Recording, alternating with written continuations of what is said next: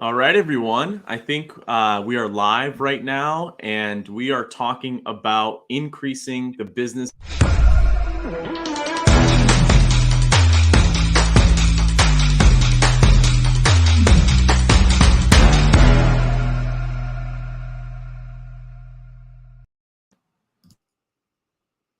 All righty, everyone. Welcome to the fifth session of DudaCon, and today we are talking about increasing the business value of website design.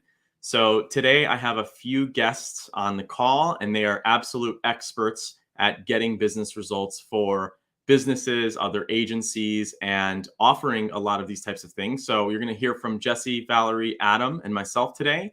So Valerie, why don't we go ahead and get started and get into the session? I know we're all excited, and we're trying to get the slides going here. But I guess what we can do is probably share screen to get the slides going. There they are. Awesome. So my name is Ron Marino. I'm a founder of a company called Develomark, and we are a Duda specialized agency in allowing customers to get more business results using the Duda platform. And I'm excited to host this meeting because I am a native Duda person. I've been using Duda for several years now, and I want to say I'm one of the top people when it comes to developing really nice sites on Duda. Some people like Shane, my good old friend Shane at Camel, might not like hearing that, but it's just the reality. So, and then next person I want to introduce here on the call is Adam Humphreys. Adam, why don't you go ahead and introduce yourself? He's with Making 8, and he is a technical SEO expert. Yeah, I'm a technical expert at SEO of 20 years. Been building websites since Frames, Yellow Page days, and yeah, I'm really happy to answer any questions anyone has and support Valerie through this.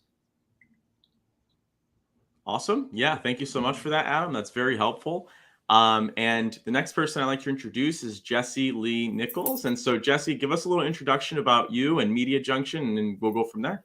Yeah, so Media Junction is an elite HubSpot partner.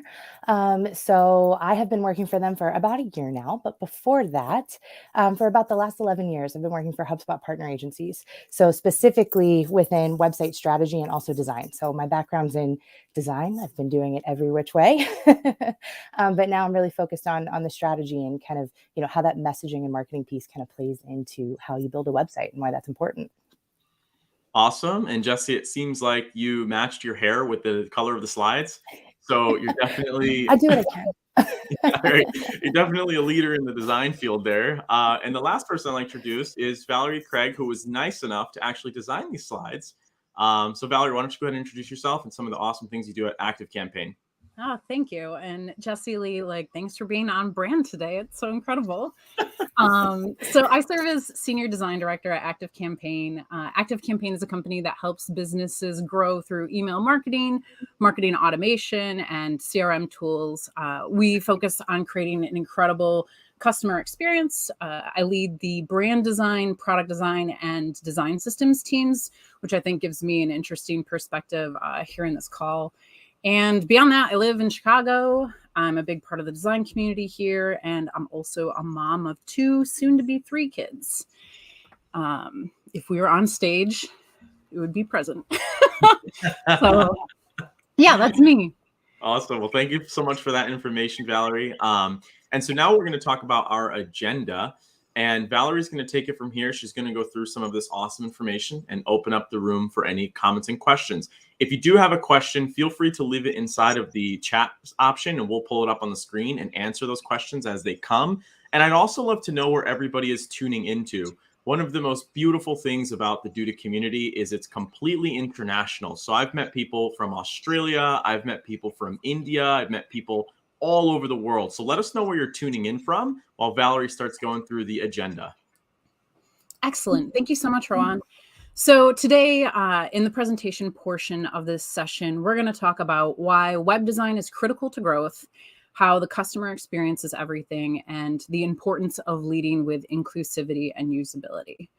So just to set the table before our conversation begins, In this conversation, the way that we're talking about a website is a collection of public customer-facing interlinked web pages that share the same domain. These can be created and maintained by an individual, by a group, by an organization, an agency, and they serve an endless variety of purposes, whether that's your e-commerce site, educational site, news sites, forums, social media, and so on. And web design is the form, structure, and layout that these web pages take on. This includes site assets such as imagery, video, your typography, your colors, and that lives alongside your customer journey and your messaging. Why do we create these? To communicate who you are, entice someone to purchase products, show how amazing your services are, invite them to join your community. And the goal is to create a cohesive and incredible experience with your website and ultimately your brand. So that being said, there are no rules that dictate the exact form that a website must take, only best practices. And those change and evolve as communications and technology changes and evolves. So pretty constantly. But we do know that in order to do this well, you need design. So we'll hop right in with why web design is critical to growth. Oftentimes, your website's the face of your brand. And what you want to do is instantly create credibility and establish trust with the customers coming to your site. Stanford took the time to put together some web credibility guidelines. They did this through research over 3 years, talking to 4,500 individuals. And within these 10 guidelines, they say, design your site so that it looks professional and is appropriate for your purpose. We find that people quickly evaluate a site by visual design alone. And when you're designing your site, you need to pay attention to layout, that imagery, consistency, and more. The visual design should also match the site's purpose, right? So if you're an interior design firm and you're trying to communicate an aesthetic, you might lead with big, beautiful photos. And if you're a sports equipment company trying to sell product, then you're probably going to lead with quick product imagery and checkouts, and the experiences could be totally different, and what you set up in that layout is totally different. By creating designed experiences, you're going to establish credibility with your customer. According to data from ActiveCampaign, we found that trustworthiness and transparency are among the top motivators when someone's engaging with a new brand. And quality is the perceived quality of your product or service. Quality website is the perceived quality of your product or service. It's really easy to differentiate a quality product or service when you're judging it quickly from the quality of the website. Consumers actually believe that this directly correlates with your business. So it's really important to have a good face when a customer is coming and interacting with you for the first time. And we know that well-designed experiences pay. Forrester research found that well-constructed user interfaces can increase conversion rates on your website by up to 200%. So that's just having a well-constructed website. And if you invest in better UX design, you can achieve conversion rates of up to 400%, which is pretty incredible. In a different Forrester study, they found that every dollar you invest in UX returns an average of $100 over time to the business. Businesses that invest in UX report lower customer acquisition and support costs while increasing customer retention and market share, which is pretty great, exactly what we want, right? So this can be broken down into two different things, time and money. Are you willing to spend money up front by investing in your user experience and a well-designed customer experience on your site, or after the fact in higher customer acquisition costs or support for your users? And when you think about that, is that the experience you want for your users, to have to be in contact with somebody in support or some support feature in order to accomplish what they need to on your site? Additionally, we know that users are buying more online. Google's 2022 Retail Marketing Guide says that almost half, 49% of consumers agree that they've done more shopping online than they have in the past year. Now they're doing more shopping. And according to data from ActiveCampaign, 73% of consumers plan to buy online gifts for the upcoming holiday season. So our customers expect to be able to shop wherever, whenever it meets their needs. And that's through your site, your app, ad experiences, It's really important to think through and capitalize on the many touch points and interactions across your site in order to enable people, engage new leads, retain existing customers on your site. So we know professional design is important to your brand's credibility and it builds trust. We know that designed experiences can deliver up to 400% increased conversion rates and that consumers are shopping more online today. So I'd like to jump in a little bit further and talk about the customer experience. So it's incredibly important to be clear and know the audience that you're speaking to. A web usability report by Co-Marketing asked B2B buyers which website elements annoy you or cause you to leave a website. And almost half of them stated lack of message. Can't tell what the company does. Yikes. Which again ties back to establishing credibility and trust immediately with your audience. 37% said poor design or navigation.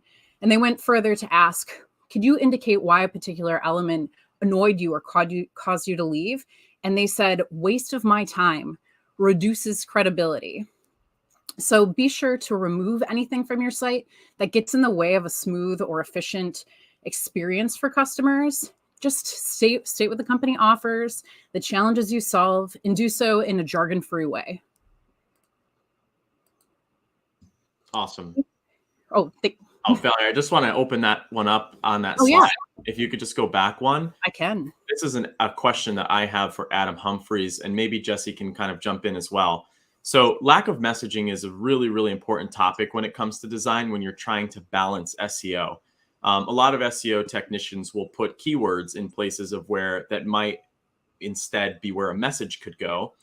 So I'd love to hear from Adam on how you actually balance design and SEO, because a headline might be a keyword when instead it could be a branded message. So I'd love to hear about how you kind of sprinkle that in throughout your websites and what your strategy is around that.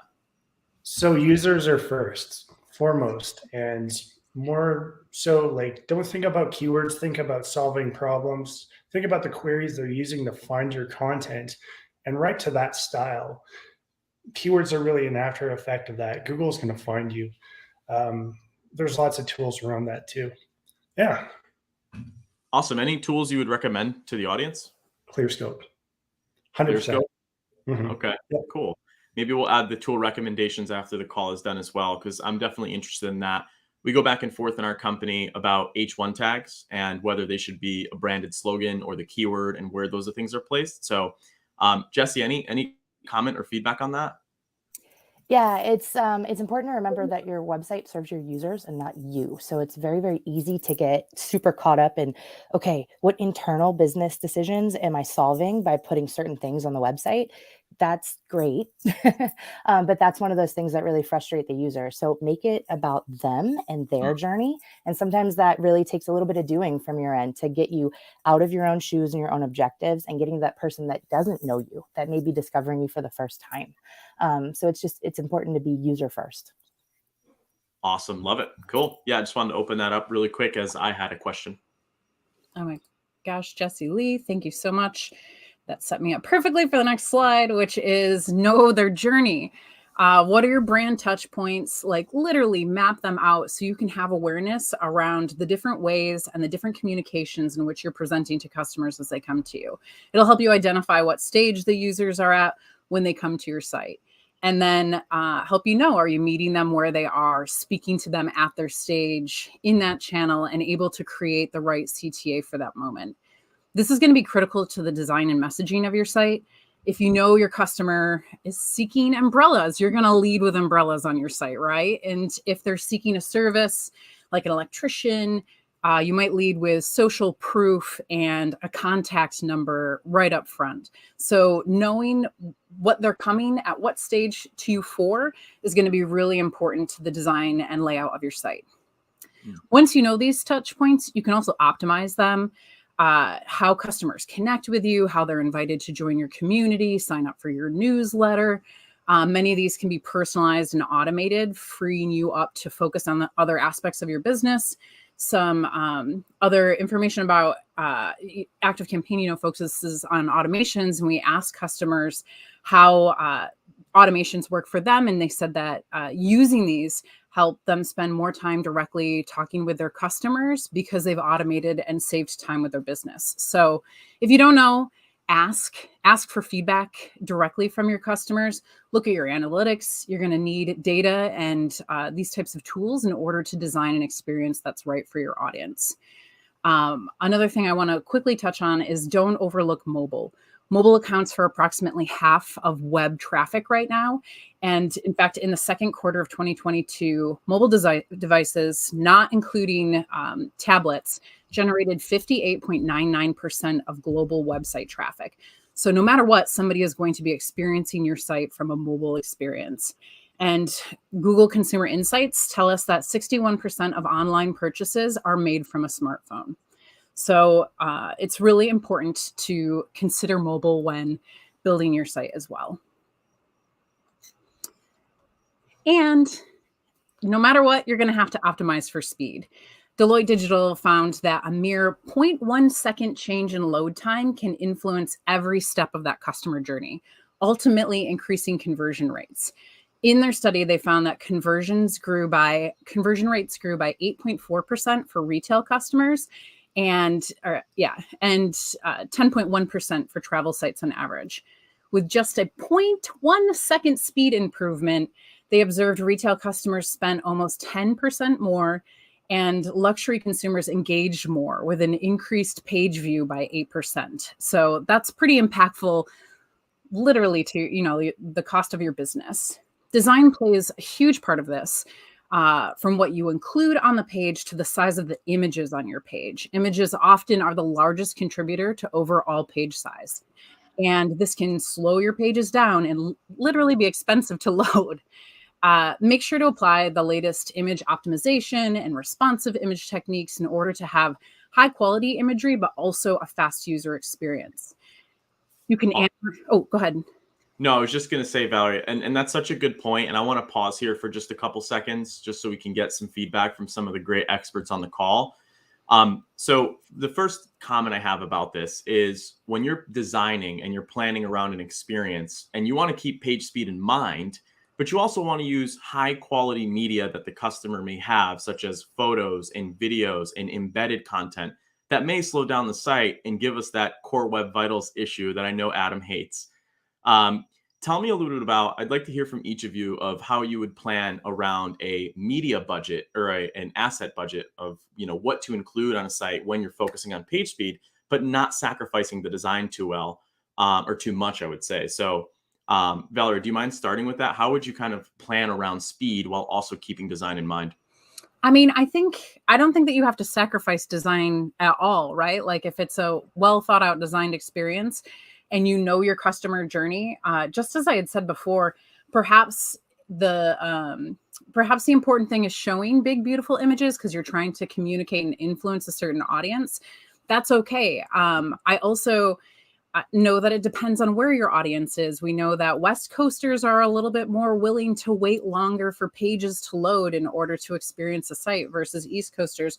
So I think it's just knowing your audience. And I actually don't think that you need to sacrifice. You just have to make the right choices for your brand to influence them in that moment.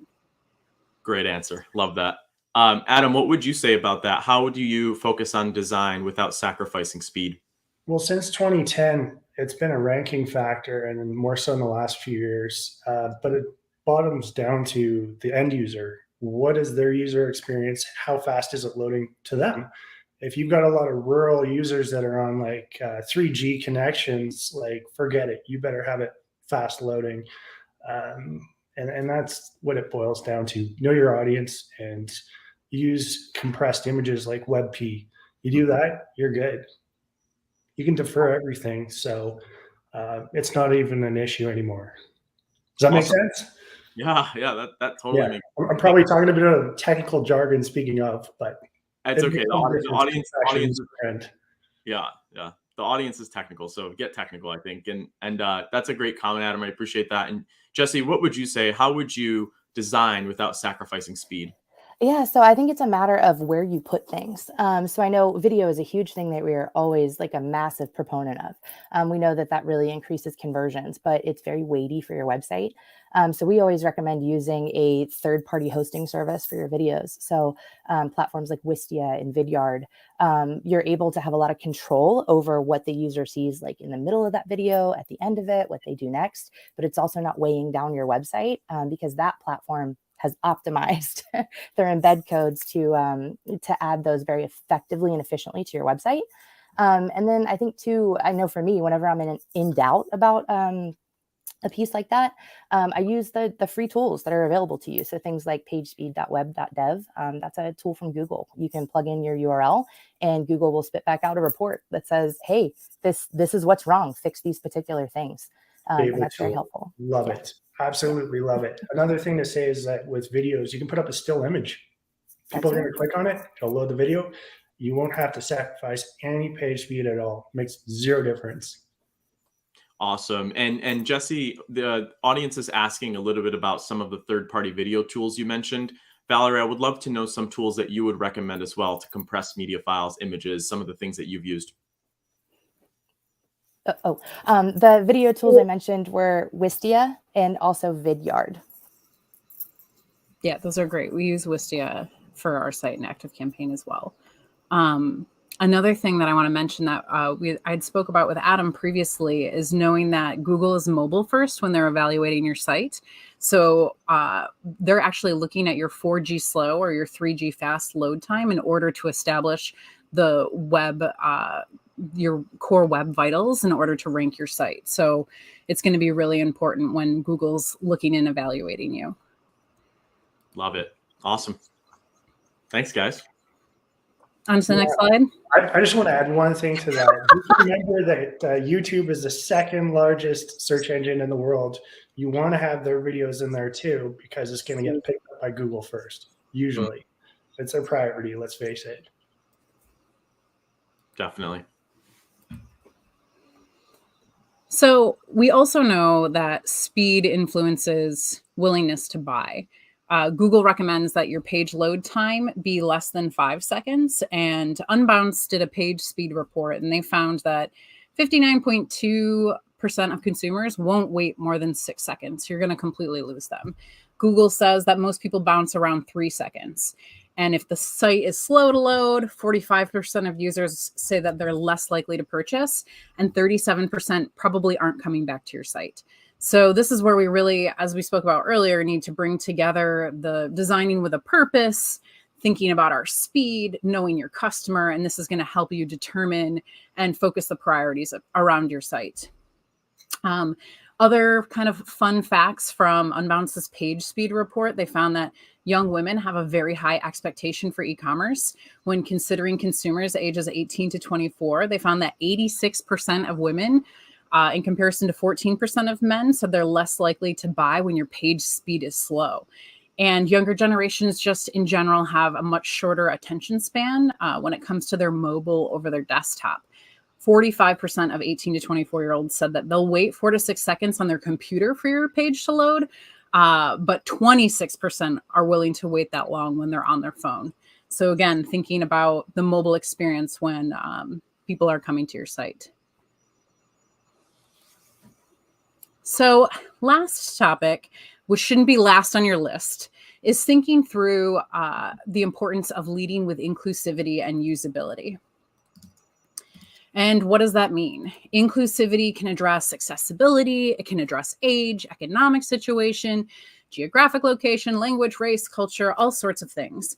But digital interfaces that prioritize inclusive design can positively impact the user experience by fostering a sense of belonging, which is incredible. If you are, we started out by saying we're trying to establish credibility and trust. We're trying to create loyal customers, raving fans, but the choices that you make on your site in structure, in photography, and language can create a sense of belonging with somebody. And imagine what that relationship is like with your customer if you create a sense of belonging. So Moz Software, SEO software company, they had published an article, 9 ways to design inclusive content. And I included those 9 here, and I'm not going to walk through all of them, but there's a couple that I want to call out in the context of this conversation. One being use responsive design. This is going to allow for zoom and orientation changes. Responsive design opens up so many possibilities for users. It allows webcon and layouts to display differently on different interfaces and widths, depending on different breakpoints. And sometimes developers have a tendency to lock orientation or turn off zoom. And these are basic tools that we all need from time to time. So it's important to think through enabling them instead of disabling them and creating experiences that accommodate your responsive design. Again, because they're going to be looking at your site from mobile too. So it's not just a desktop experience. Additionally, check your color scheme. Common color choices, such as buttons that are red or green, can create content that's inaccessible to people with color blindness. And that accounts for 13 million Americans and 350 million people worldwide, which is a huge number of customers or potential customers. And high contrast isn't just for those with visibility challenges. It accommodates those viewing screens in a bright light too. So if you're in a situation, you're on the beach and you're trying to purchase a product, you're going to want to be able to zoom in and have that high contrast experience so that you can use the site. And by using accessible design, you're also improving the on-page experience while making content that's more accessible to users with disabilities and facilitating the work of search engine bots who are going to be crawling and indexing your site, all of which is going to help boost your SEO. So it's a win for everyone, truly. Awesome. Yeah. And I think that this is such an important topic because a lot of people here on the Duda platform and the Duda community, they enjoy the technology that Duda has that's multi-screen site. So the ability to actually edit the breakpoints, edit designs on different types of devices. But I definitely want to talk a little bit about accessibility. It's definitely on Google's radar when it comes to search engine optimization, as you said, Valerie. And I want to talk a little bit about what can the viewers of today's session get out of this on something actionable they can do right away to make their websites more accessible. So there are tools like the ADA widget and accessibility widgets that you can use, but that doesn't solve the entire problem. So I'd love to hear, Valerie, from you on what's a good accessible color palette. I know there's so many different colors that you can use for a website, but what is a good starting point for a business or an agency to use for their websites with a color palette? And then I'd love to hear from the other participants as well as some of the accessibility tips that they would give a new website builder or an agency that's building client websites right now. Black and white. No, just kidding. I don't think that you need to compromise. It's important for a brand to have remarkable colors that are memorable. You don't want to have a rainbow, otherwise no one's going to be able to recall your brand. But I do think that contrast is the most important thing. So experiment, make sure that it's high contrast, try it out in different environments and settings. And then run it through an accessibility tester and make sure that it's working for you. I definitely don't think you have to be limited in any way. It's just how you use the colors and where you're introducing them. Interesting. And any advice on tools that people can use to actually give them guidance of how to use the colors? Like, is there a brand kit tool online that you would recommend? That's a great. I don't have one. Does anyone else have one? A brand kit tool? Yeah. So one thing I use all the time is a website called color.review. So that contrast piece is especially important when you're talking about like buttons. Whenever you have white text on top of another color, that's usually when I find that it's in question. But that website will allow you to put in a foreground color and a background color, and it will let you know if that's like acceptable. It'll give you a rating, whether it's like a AAA or a AA, to let you know, hey, this is like super great. Hey, you're getting kind of into question. So that usually helps me kind of check myself when it comes to that. From a design perspective too, I would just say there's a lot of plugins. Like we use Figma, which is very much in the news today. And there are there are a number of plugins that you can have this be part of your work environment in order to test. Yeah, there's web.dev/measure. We've mentioned that a couple times. I use it for every single site I look at right away because it shows you whether or not your colors are working or not. So, I mean, you're going to get your page speed right away. You're going to get your contrasts. The biggest thing I would say is like, don't talk yourself out of a sale. Know your audience, who, why, when, where, and how, and really focus on them with your call to actions. Don't talk yourself out of a sale. Put that button with them, have it scroll down with them. boom, sell. Don't overthink it. Awesome. Those are some really great points. And it seems like we got a few free tools. Everybody loves free tools. But now, in terms of imagery, imagery is really important. At our company, DevelopMark, we always take into account the demographics of the people. Matthew S. wrote very inclusive black and white. And so you really want to keep in mind some of the imagery that you use on a front-facing website, whether that's for a client or your own website. So I'd love to hear from the panelists on how to best source images to use for a design build to really get that message across of what you want to communicate. Again, follows the who, why, when, where, and how. Think of your audience. The best thing I like to do when I start with a client is interview the sales team. Who is actually dealing with the customers? What are their pain points for the problems? Solve those on your page. Anything that goes on your website should belong. Any of the media, it should belong. Google likes original content stock. If you have it, fine, but go for original if you can. Yeah, I totally agree, especially from a design perspective. Any time that you can use original photography and not overused stock photography, it's going to land better with your customers. And for Google's sake, original content is better. Yeah, and the only thing I would add is don't be inauthentic there. I've had clients numerous times try to, deal with the pressures of like, oh, are we hitting every button in this photo? Be authentic to your brand and kind of stick within that. You want to be inclusive, but you don't want to be something you're not. So just use good sense. Don't be Abercrombie. Yes. Awesome. Yeah. Well, those are some really good points. So Valerie, feel free to continue. All right. So kind of the other side of this is thinking through usability. And it's also important to be leading with usability. Usability is about designing products and interfaces that are effective, efficient, and satisfying for your customer, and use user experience design. So this might include general aspects that impact everyone, but not disproportionately impact people with disabilities. A usability practice and research often does not sufficiently address the needs of people with disabilities. So that's why it's important to take both into consideration when shaping your site. Nielsen Norman Group has the 10 usability heuristics of user interface design that I have listed here. And these are just broad rules of thumb developed by Jacob Nielsen. And they're just kind of tried and true, originally developed in 1994, but updated as recently as 2020. There's a few here, again, in the context of this conversation that I'd like to call out. The first being consistency in standards. Users shouldn't need to figure out different word situations, actions that mean the same thing across your site. So be sure to follow platform and industry conventions. If you set up a standard, carry it through for every page on your site.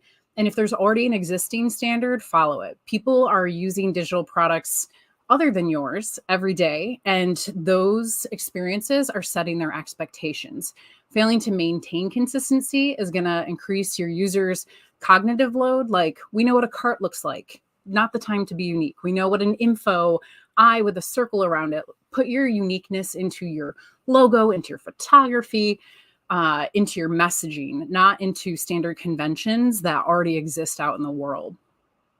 Another one kind of leading into this is recognition rather than recall. You need to minimize a user's memory load by making elements, actions, and options visible. Serve this up to them. Make the experience easy. The user should not have to remember information from one part to the other of your site, of that experience. Information used within your design should be visible and easily retrievable when needed. Humans, we have a short-term memory, and interfaces that promote recognition and reduce the cognitive load makes it easier for users to get what they need from your site, which is ultimately what we want. And last one that I'm going to call out here is aesthetic and minimalist design, which is not just black and white, simple design, but thinking through that your interface doesn't need to contain information that's irrelevant or rarely needed. Kind of what Jesse Lee just said about creating photography that has every button from your website on the screen in the background. You don't always need to do that. We have a tendency to want to think for everyone instead of our intended audience. And extra information in an interface competes with the relevant information. So make sure that you're keeping that content and that visual design focused on the essentials, and ensure that visual elements of the interface support the goals of the customer or user that has come to your site. Awesome. And I think a few of us have some comments about this slide specifically. So we'll go through each of the panelists here. But we talk a lot about consistency and standards, right? We expect the website to have a form, a button, the shopping cart looks pretty similar across all sites. I'd love to know when you guys think is the right time to try something unique. When do you feel it's the right time to try to innovate something in design or user experience or even like a basic website? When would you say is a perfect opportunity for you to innovate, if you innovate at all in any form of design or something like that? For me, I think that's when a friction point in terms of, your users using your website. So usually it's those conversion points. When a friction point is not operating the way you thought it would, you need to dig into why. And that's when you can start to change things up. So that's when you start to do things like A/B testing, right? We start to change the forms on the field. We start to change the color of the button, the language on the button. But it always starts with those friction points. It all goes back to the communication with the customer, knowing your audience, the who, why, when, where, and how. What are their biggest pain points? And put those right in the top, answer their questions right away, overcome their objections, and close them. Make sure that your call to action buttons are the most dominant thing on the page. And don't talk yourself out of the sale, and do not keyword stuff. Synonyms are okay. I would say too, I would say anytime. I think I'm just a forever optimist where I'm like, A/B test everything. If you have a hypothesis, try it out for a week and see what happens. Even if it is performing really well and you think that there's an opportunity there, I would encourage you to try it out and see what your customers say, as long as you're willing to take that risk or have a little bit of risk in what you're doing.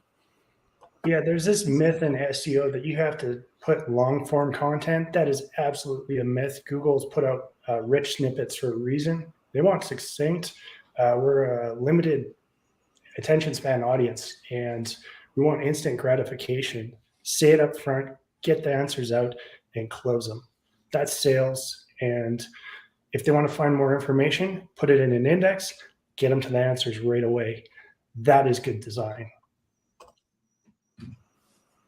Awesome. And we got a comment here that, Adam, you just mentioned is pretty relevant. That's why I'm going to bring up this comment. So Joanna Weeks said, for the homepage design, is there an industry standard in page length or having too much content on the homepage? Now, keep in mind, before we answer this question, that the reason why Joanna asked this question is generally in search engine optimization, which always includes a website or YouTube video. You should have a lot of text targeting several keywords on the homepage. So I'd love to know your guys' thoughts on this, of whether you should have a short homepage or a long homepage, and what you believe the industry standard should be. I'll let you guys answer first, and then I'll answer. I'm the SEO of the room here, so. So I think this is one of those things where it is particular to your audience. There are tools out there for what is it? Qualitative data? I always get the two mixed up. I believe it's qualitative data, but things like Hotjar or Lucky Orange, they both will take a heat map screenshot of your website, and they'll show you where users are starting to drop off. But my philosophy with the homepage is, the purpose of your homepage is to get the user to page 2. You want them to funnel down who they are and what they need, so you can start talking in much more specific language to their problems. So if your homepage has way too much on it and you're forcing them to make too many decisions, they're just going to leave. So trying to keep that balance of, hey, am I giving them enough information to make a decision, but not so much information that they're overwhelmed? So that one's hard, because I can't give you an exact answer, but that's kind of the balance you're trying to strike there. Okay, cool. Valerie?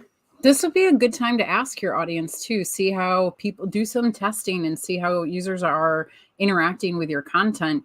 You might sell just one thing, and that one thing should be on your, homepage, or you might have multiple products and you need a hub that's going to address, hey, what are you here for? What do you want to learn more about? Oh, you're here for this service. Let's funnel you this way. So I think it's about having that essential information for your users' goals.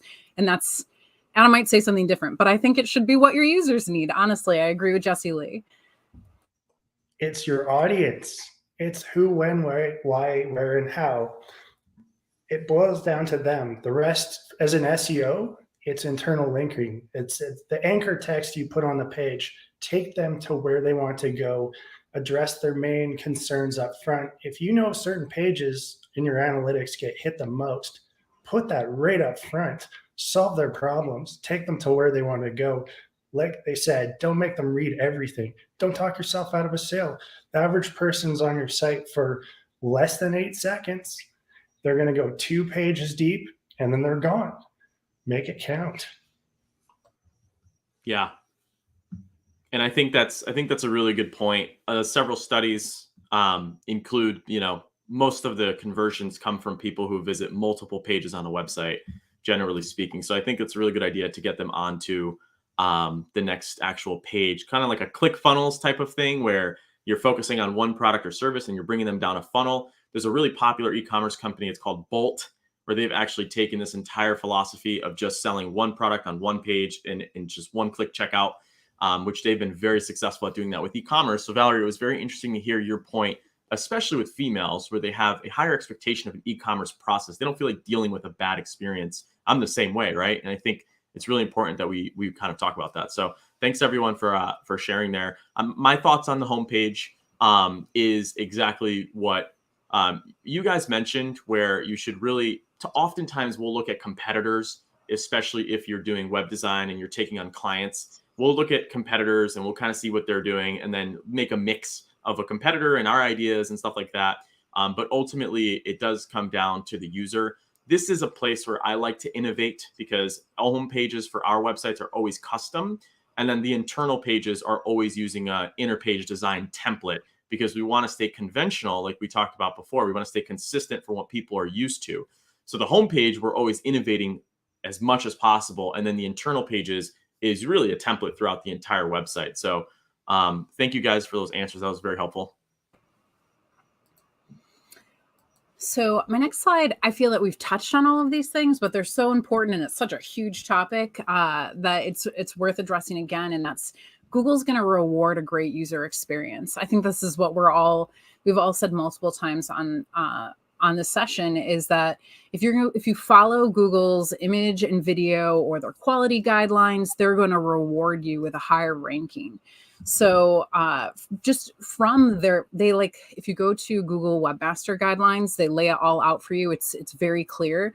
From their quality guidelines, they ask you to make pages primarily for users, not for search engines.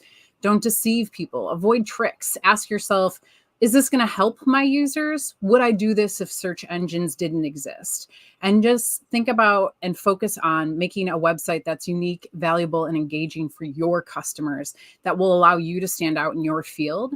And to boost content visibility in places like Google Images, there are a few quick guidelines, and then I'll let this area lie, but provide good context. Make sure that your visual content is relevant to the topic on the page.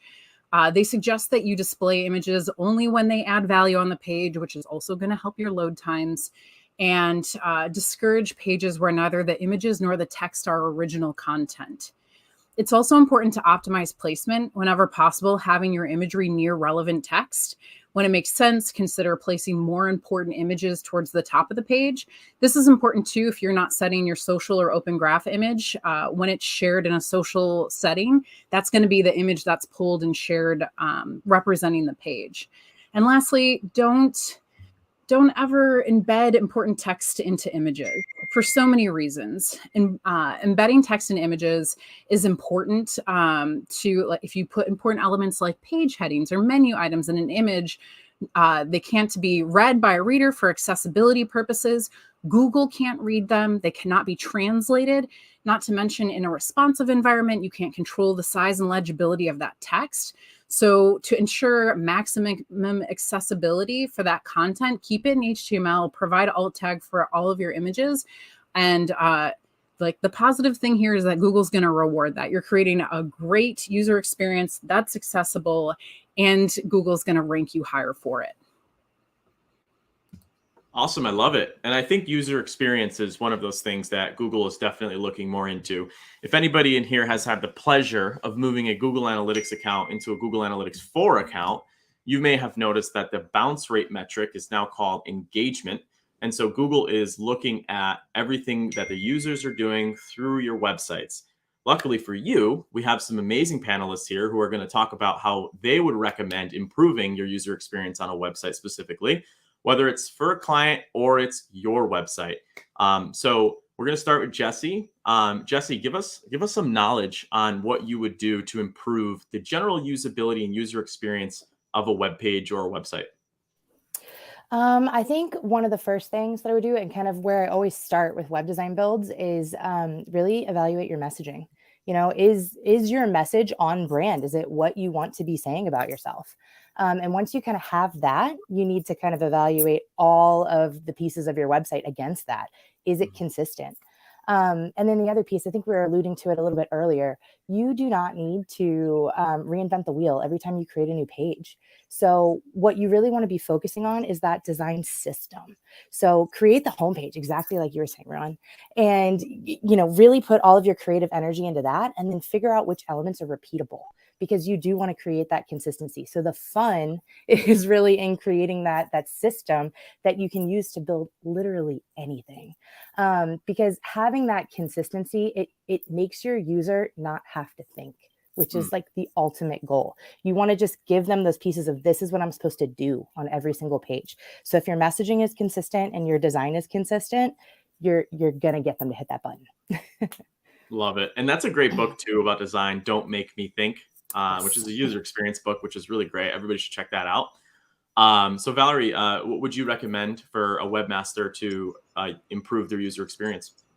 I mean, I think to what I mentioned earlier is that really starting out with your user journey, even just from a way back 10,000, 50,000 foot look of what is the purpose that we're here for? Is your website a proof point, or is your website e-commerce site? It's going to really influence the way that the form and function of your site is set up. So yeah, like taking that look and planning it out and having an understanding before you dive into building anything. Awesome. And Adam, you can go ahead, and then I have a follow-up question for you specifically, Adam, in terms of SEO. I mentioned the who, why, when, and where, and how, but what I didn't say about that is it's about retaining and gaining new customers. There's 30% that they're going to buy no matter what. They just give them the call to action button, they're sold. But the rest of that audience, you need to convince them with trust symbols, with their pain points. You need to know and understand their problems. You put that up front. Hopefully it's reflected in your content so they can find you on Google. I mean, at the end of the day, it's a search engine. If you're not found, where are you? Design's nothing. But don't overwhelm them. Hit them with their key points and build on it from there. Keep it simple across the site and consistent as mentioned. Awesome. Yeah. And I think one of the questions often SEOs have, and web design agencies and really just marketing agencies have when they're building websites at scale, and I'm talking 10, 20, 30, hundreds of websites, right, is content uniqueness. There are agencies that will focus on one specific vertical, which I always recommend you do, and they will get 100 dentists or 100 contractors or 100 roofing companies in that one vertical and use templates. Now, I'd love to gauge where everybody thinks on this topic. Does using non-unique content across all of these websites in different markets hurt the user experience, or does it really not matter because all of the content is factual and it's great content? So I'd like to hear from Jesse first, Valerie, Adam, and then I'll give you my opinion. For me personally, it does. As somebody that's very wrapped up in the messaging aspect of things, that is a way that you communicate your brand through voice and tone, just like colors and spacing and imagery. So by kind of going on that templated autopilot piece, like, you're missing a huge opportunity to tell your audience who the heck you are and who they're going to be working with. So yeah, that's a no for me. Awesome. Yeah, it's a great answer. I completely agree. Like, if you're going to be in those different verticals, then you should have a unique message for each of them regardless. I think it's okay to have like a general offering, but there's got to be something specific that you're offering to those verticals. Otherwise you shouldn't be there, right? And put that messaging into your site. Mm-hmm. The thing that you're doing different on your website is what's going to set you apart. If you're putting trust symbols and things that make your brand stand out, like free shipping, you'll notice that in the headline title tags of websites. Everyone in here is like, yeah, that's a huge win, right? It is. If you're e-commerce, nobody wants to pay for shipping. Put that in the top. When it comes to duplicate content, there is no duplicate content penalty per se, but you're not going to necessarily index. What I would say to that is frame it out in a manner that is exciting to users, takes you to the technical key points of things, and makes it a great user experience, because the manufacturers might have their own set content that you cannot change. Most car dealerships and whatnot, they have set content and you cannot change it. Use your other pages to build off that. Retain them that way. That's the wins. Awesome. And I guess that kind of brings it down to, looking at it from an agency's perspective, where Duda has a lot of agencies that are their customers, right? And they're always coming across challenges: the revenue, business, profit, new customers, retention, results. They're juggling so many different things at one time. They probably often are questioning if they even have to do custom things all the time, because will the user in Minnesota care if they read really good roofing content than the user in Connecticut seeing a roofing site? They're two completely— Google cares. If you're not found, they say page 2 is where business goes to die. Mm-hmm. Be original. When it comes to service-based businesses, you need to be original. I've looked at real estate, for example, for thousands of websites. They're literally using template, custom boilerplate content, and they don't show up. What's the point? Why even bother? That's a really good point. And I think it comes down to budget as well. I think for many businesses that can't afford the entire brand development kit and the colors and the messaging, and they don't want to pay an agency to do a lot of this work. So I think really you've got to come up with your agency's goal and target and what your unique selling proposition is. Because if it's a solution for a roofing website and that expectation is set very clearly, listen, this content is from our agency, it's not unique, and you may rank with it. You're not really selling the SEO, you're kind of just selling the site. Just be clear with that. We've seen websites on thousands of different websites with the same exact text, all ranking number 1 on Google. So it comes down to ultimately the custom creativity, like we said, having a nice blend of that, but then also not trying to reinvent the wheel. Because how many times can you rewrite about roof repair? I mean, it's the same topic over and over and over again. So use what's working, put your brand in it, and make it a little bit custom. But many times agencies will often ask, if I create 10 pages for these different towns and all of the text are the same, is Google going to penalize me? So I'd love to hear your guys' thoughts about duplicate content in general. And Adam, it seemed like you have a lot of thoughts about that. So I agree with Adam. I actually think if you just take the time, your example was roofing in different cities. Like a roofing company in Minnesota probably has different goals and needs than a roofing company in Miami, right? Like it's pretty easy. And if you're selling yourself to a specific city, like I'm Chicago's best roofer, talk about why it's important to build that relationship with your company and your customer. It doesn't have to be, you don't have to reinvent the wheel. You don't need weeks and weeks of work in order to establish a unique message for your roofing company. Yeah. In terms of that agency perspective, your value lies within your process. So if your processes are hands down, completely repeatable and ironclad, you're going to have time for the creative and the energy to put in those things to truly make it different and unique every single time, because your process isn't going to change. You're relying on that. So everybody in the design space that I've always worked with is like, templates, that sounds terrible. Templates allow you to be more creative, and process is the same way. So I'm fully in the unique content camp for sure. Awesome. Cool. Yeah, at the end of the day, when it comes to duplicate content, you can customize anything, but be personable. You're a person. You're selling yourself. You're selling your business. What are you going to do, even in your template and design, to set yourself apart? It's not all about ranking. If you have a high bounce rate and everyone's leaving, it doesn't matter where you rank. Number one rankings, you won't stay there forever. I'll tell you that right now. Google is looking at your behavior. For that specific query, though, not just bounce rate in general. That is not a ranking factor. It's how they behave for that specific query. Solve their problems. Be very specific. That's how you win. Love it. Awesome answer. So just as a recap summary cheat sheet, if you're going to take anything from the conversation today, a few bullets here to just consider and bring with you is that web design is critical to growth. Design your site so it looks professional and is appropriate for your purpose and for your audience. Better UX design can achieve conversion rates of up to 400%, which I think is a really important point when people are saying, let's just duplicate this template. There is an opportunity here to really drive conversion rates up if you spend the time focusing on your UX. Almost half of customers agree they're shopping more online today than they were previously. So our presence there is very important to that shopping experience. Our customer experience is everything, knowing your audience and your brand touch points. And if your audience doesn't understand immediately from your site what it is you do, about half of them are going to bounce. Consider mobile always, as it's about 60% of traffic right now, and optimizing for speed because it can lead to higher conversion and engagement rates.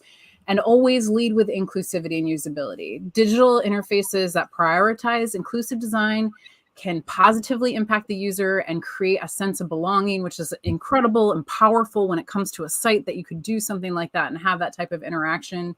Make sure you're keeping your content and visual design focused on the essentials in order to avoid taking away from the important information you want to communicate.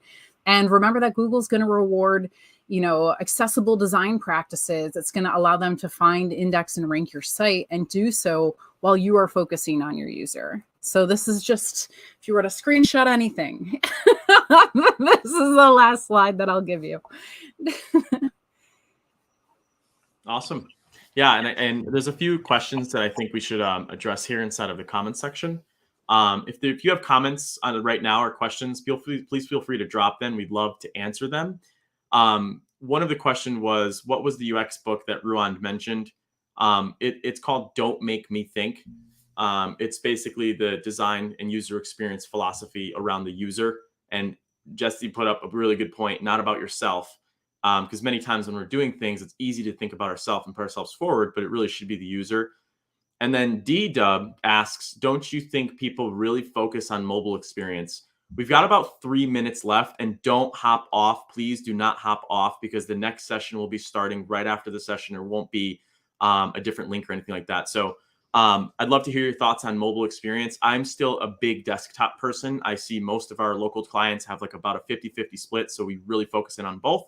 But Jesse, I'd love to start with you and then kind of go down the ladder here. Yeah, so my answer here is it depends. You need to take a look at your analytics. So there's oftentimes we have clients where we have started mobile first, where we design in mobile before we hit desktop, because 80% of their users are on mobile, if it's like a fitness facility or something like that. But sometimes in more of that B2B space, nobody's using mobile. You need to have a responsive website to make sure that the site is going to come up on mobile. So Google is seeing that you are paying attention to it, but you really need to do whatever your users dictate. It's not a choice. It's a look at your data and then figure out what your users need. Google's mobile first. It's a Google first, mobile first index. If you don't do your site and design for different breakpoints, you're doing it wrong. You need to think about what devices they're on and how it looks. You're going to convert a lot more based on the experience they have on each device. So while the data might say, oh, we don't convert on mobile, is their experience bad? Look at other metrics. What does your customer think? The best money you've ever spent is giving them $20 and say, hey, go through my website. What do you think? Awesome answer, Adam. Valerie? As we led in the beginning of this conversation, to establish credibility and trust with your customers, they need to be able to come and understand your website immediately. So understand that no matter what, if 60% of web traffic is coming from mobile, somebody from mobile is going to be looking at your site. And if you want to create that relationship immediately, you need to be able to be there and accommodate them in that space. Awesome. My favorite part about mobile is they can call you right away, and that's the best lead you can get. So everyone, thank you so much for being participants inside of today's panel. We were very excited to host you. And so everybody, please do not get off. The next session is starting here shortly. So nice to meet you, everyone. Jesse, Adam, and Valerie, thank you so much for jumping on board, and I appreciate your time. Thank you. Nice seeing you all.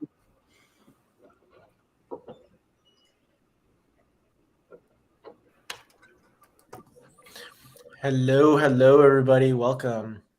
We're jumping over to our next session here. We have a group of agency leaders joining us today for our final session of DudaCon of, I guess, the second half of 2020. This is our second DudaCon of the year. So really excited to have this group with us. What we have in store for you today is a group, kind of just a panel discussion based off of kind of the state of agencies, today. How are agencies supporting small businesses? How are you scaling your agency? How are you dealing with, difficult economic conditions that are out there? Are you dealing with that in the first place?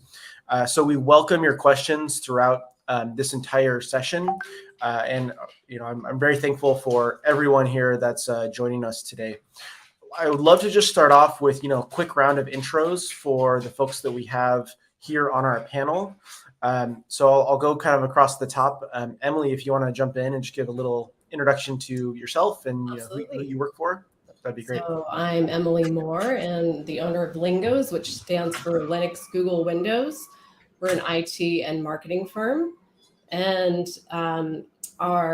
we're proud Duda and Google partners and serve small to mid-size businesses by helping to optimize, revitalize, and materialize their Google startup. Great. Manuel, you want to go next?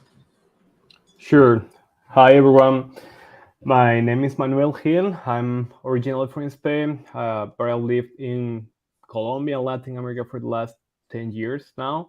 I'm the CEO of Blue Caribou, which is a digital marketing agency based in Bogota, Colombia. We also have operations in different countries across Latin America. We've been focused in the last years in PPC and web design between other services. Great. Josh, you want to jump in? Yeah, thanks, Russ. I'm Josh Nymark. I'm the creative director and co-founder of Fix8 Media. I got into this business in 1998. That's when I built my first website. We founded Fix8 in 2010, and we're very fortunate. We've grown to a team of 15 now. So, that's great. Yeah. Brian? Hi, everybody. I'm Brian Lewis, founder and CEO of WebAct. We are a Duda fulfillment and custom build solution partner. Great. And finally, Julie. Hi, everyone. I'm Julie Page. I'm with DevelopMark. Our fearless leader, Ruan, was in the last session, but we are a company that serves small to medium-sized businesses across the country with web design, ongoing SEO, and digital advertising. Great. So really appreciate you all joining and being here today. I would love to just kind of start off the conversation with a very general question of, what are you guys hearing in the market from your customers? Where are they needing, the most support today? What are you guys having to do that's different than you might have had to do a year ago or 2 years ago? That's out there. Feel free to jump in and answer the question if you have any thoughts. So I feel like it's really a lot of the same. At the end of the day, clients are looking for something that delivers results. They're looking for clients. And that landscape hasn't changed much. Okay. But there's been a lot of opportunity presented, even in what we're doing right now. right? We're doing a lot more online. It's opened up more opportunities for everyone to grow their business in different ways. So needing to be creative and coming up with other lead flows for clients to gain more customers. Do you, Emily? I'll kind of follow up there. Do you feel that the clients, or sorry, like your customers, they're expecting more from digital in some ways, where they're expecting more leads and more traffic and more, kind of more of their marketing spend is moving online as compared to, previously offline spend? Or is it, and I guess I guess the end consumer, from your experience, are they expecting to interact more in a digital way with businesses? Yeah. Absolutely. The end user is expecting to understand who they're supporting. I mean, I'm even seeing the end user looking for companies who are really big on social impact, right? What are you doing? Why am I buying from you? So really telling that story has become crucial, even more so. Yep. And yes, absolutely. People are expecting more. And with customer service, I think we've all experienced that, unfortunately. Customer service is lacking, right? But we expect it, especially when you're a small business or medium-sized business that's paying an agency to deliver results. Yeah. Manuel, you want to jump in, or Julie? Yeah, sure. Yeah. Well, I've seen changes, and I've seen the industry evolving very quickly lately, maybe because of all the privacy changes that have been happening over the last years. Also because of the automation. As I said before, we work a lot with PPC. It has changed. I mean, the landscape has changed a lot over the last maybe 2 to 3 years. Let's say like 4 or 5 years ago, as an agency, clients were expecting us to execute their campaigns, and that was it. That was pretty much it. And if the campaigns were working, everything was okay. Right now, because everything is getting easier, they can put there like some ads. I mean, some images, some keywords, how it works. So they are not expecting that kind of execution any longer. They are now expecting much more strategy, much more consultancy than before. So as an agency, that's very challenging because the team members have to learn about business. They have to learn about legal stuff. They have to learn about development, how to integrate what platform with the other one. So I've seen that's like my vision. That's what I've seen in the last years. That will be probably a big change in our business in the coming years. Yeah, definitely makes sense. Yeah. I would say something that's changed, it's probably not just changed in our industry, but across industries, is now because people have access to so much information, they don't seem to, I don't want to say trust as much, but they're, looking up information themselves. They feel like they know what's going on. And so they'll come to you and say, well, why didn't you do this? I saw an article about this, or, not really understanding that might not be the best strategy for their business. And so everyone's an expert now. And I feel like that just happens when a tool or a product becomes more mainstream. SEO used to be this mysterious thing and nobody knew what it was. And they were just like, yeah, my web agency does SEO. And so it was really impressive, right? And now everyone can go on Google and look up what's SEO and how do I do it, and believe that they are an expert in that. And so it's almost a little bit more of the proof is in the results, right? Which I think has always been true, but even more so now. It's like you have to deliver, and they expect it fast, and you just kind of got to treat them more as a partner and as someone who knows what they're doing, and so that they feel valued and they feel like they're working with you as opposed to you working for them. Interesting. How do you? I think it's a great point that consumers they're they're much more willing to dive into those details and try and, be part of the process and look at what are the best practices, and they'll read here's the 5 things you need to consider type of list for SEO or whatever. How do you build that trust? Because, you come in as an agency and you really do know your stuff, and, consumers may be a little uneducated. They might, not really have the full picture. How do you build that, and how do you respond to that? Because I think that can be a difficult challenge when somebody's kind of pushing back of like, oh, I can do that on my own, or I know what I'm doing, just let me do it. Before you can actually prove results, right? You don't have data to give until you've actually brought them on board. Yeah, I mean, I think it's always good to have kind of like a case study on deck of what you've done for a previous client. Ideally, it would be a client that's in the same industry or kind of scope of work as the one that you're talking to.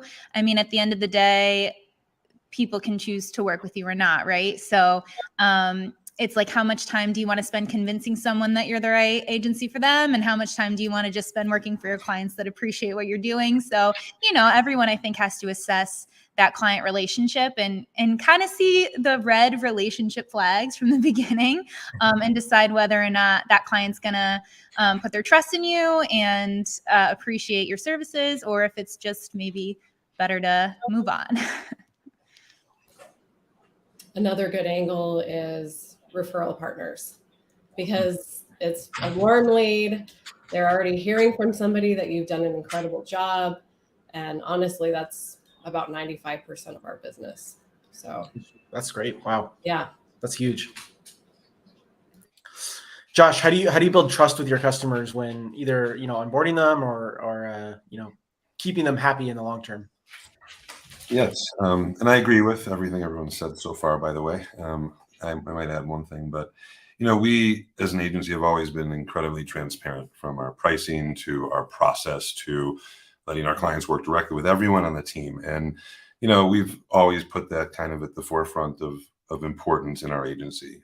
So for us, that's a huge part of it. I would also say, I personally, as the creative director, still have a pretty heavy hand in directing all projects. And so, clients know that I'm involved. Clients see me pushing back on my team. Clients see me, doing this. So I think that all lends itself to that. And then I think, following up with your clients and making sure that they're happy a month later, 3 months later, not just to upsell them, but so that they know your agency is there to take care of them and they made a good choice and that they don't have any remorse over the whole process, essentially. Yeah, that's really interesting. So I'm going to kind of pivot to another question here, and Manuel, I want to point this at you first. Of how do you think about, growing your team and kind of bringing on board, new designers or new folks and then empowering them to be successful, within their roles? I think this is something I see a lot of agencies struggle with, where they start small and they can have 1 or 2 people, but then as they try and grow more, processes can break down really easily once you add people. So do you have any best practices or things that you guys do? Yeah, well, that's a tough question because we are all dealing with all kind of rotation problems lately. Yeah, actually, we've been working in our systems and processes from the very beginning. As I said before, we've been in the market for the last 10 years. So when you mature a little bit, everything gets somehow a bit easier in terms of onboarding, because you have a brand, you have a bigger team, you have some leaders, you have some onboarding processes, you have a brand that people recognize, you get referral from people who already work for you. But that's easier to say than to be done. Right now, we are working remotely, which makes everything even more complicated because you don't get to meet people in person. So onboarding processes are much more difficult right now because you have to spend a lot of time, and even though you spend a lot of time, you have the same touch, you have the same spaces to share with the people. You cannot go and have lunch, you cannot go out for some drinks. So what we've done is quite the opposite as we were doing before the pandemic. We started to hire some people remotely in little villages where we found that there's really good talent, that I'm very happy with the salary that you can offer them. If you can offer them like a career, like a place where they can grow, it's something that before they were not able to get. So they really appreciate that. We are using a lot of tools online. A few years ago, it was really difficult to get like different courses online. Now it's pretty easy. It makes onboarding much easier because, for example, you can teach how to create a web design, but it's much more complicated to teach them how to develop like soft skill, because you're not an expert in that.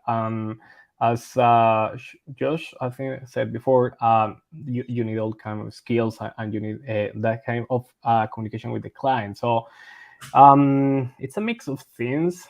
It's not easy. First, you have to learn how to hire, and you know that even though you have the perfect candidate, it's like a 50% chance that person works in your organization. Even though it's perfect candidate, you know that you're probably making a mistake with hiring that person. But at least the likelihood of failure is only 50%. At the beginning, it's like 80 to 90%. Now, so you learn over time how to find those profiles for your organization.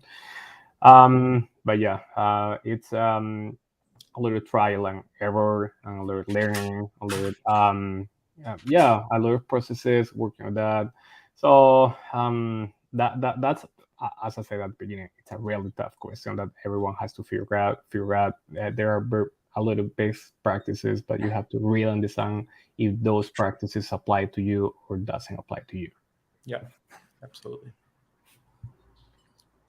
Anyone want to jump in there? I agree. A big part of what we do is as many automations as possible. Yep.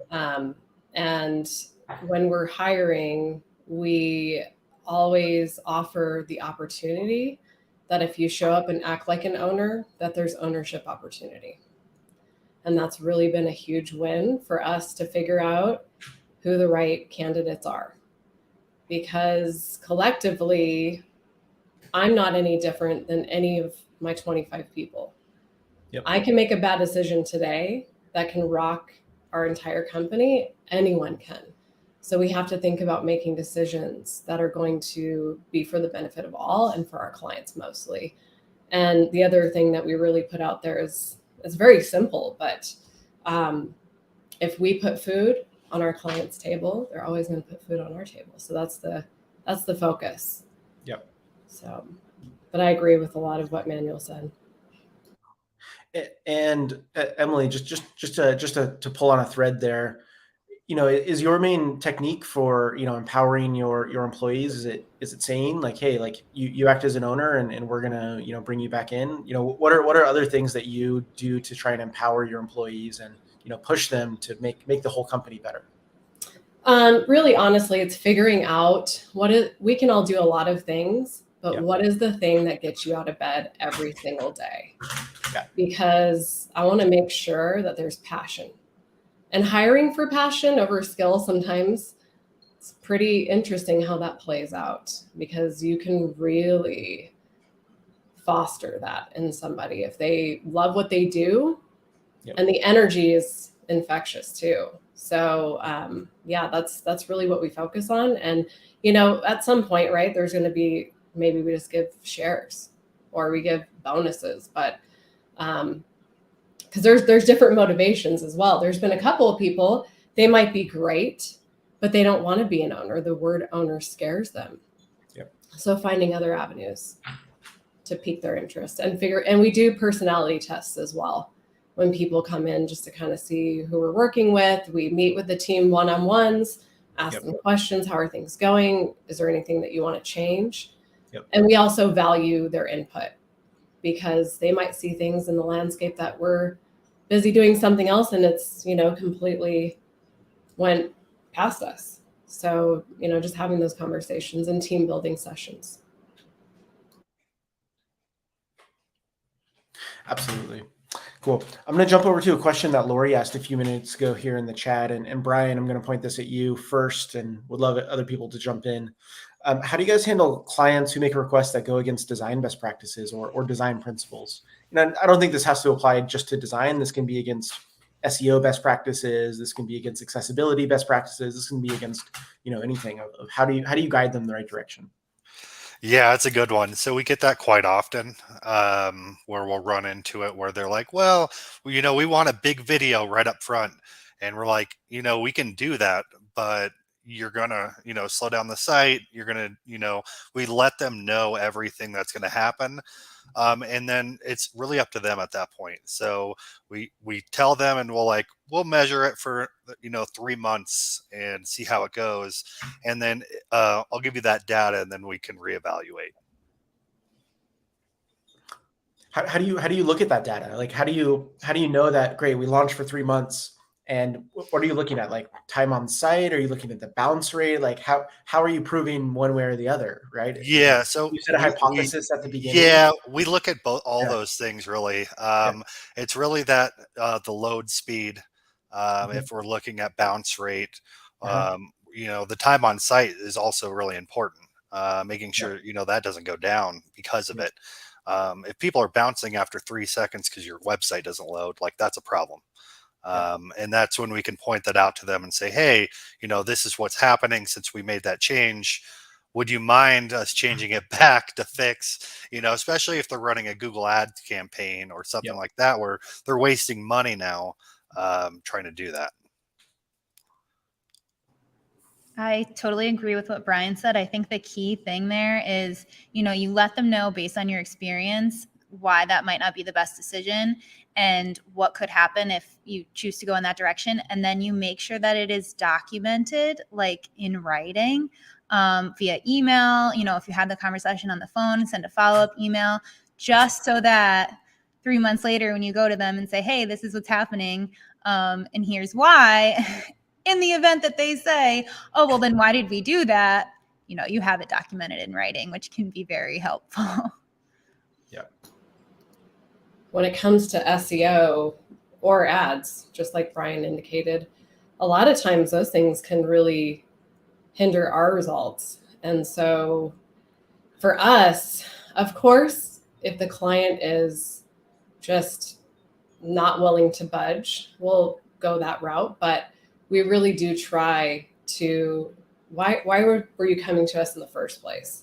Were you receiving what you wanted? Obviously, they're here for a purpose and a reason.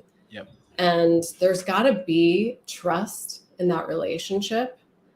And there has to be a growth and faith mindset, in my opinion. Mm-hmm. I've seen taking on clients that are a little more, I would say, anxious or afraid of failure.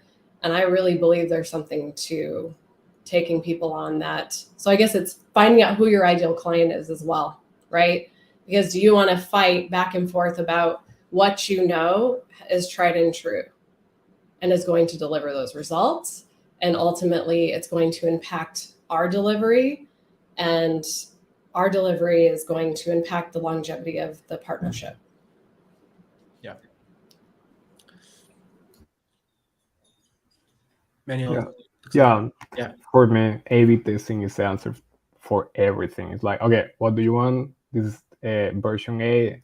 What do I recommend? This is version B. Let's compare. And once we have the results, we will make a decision.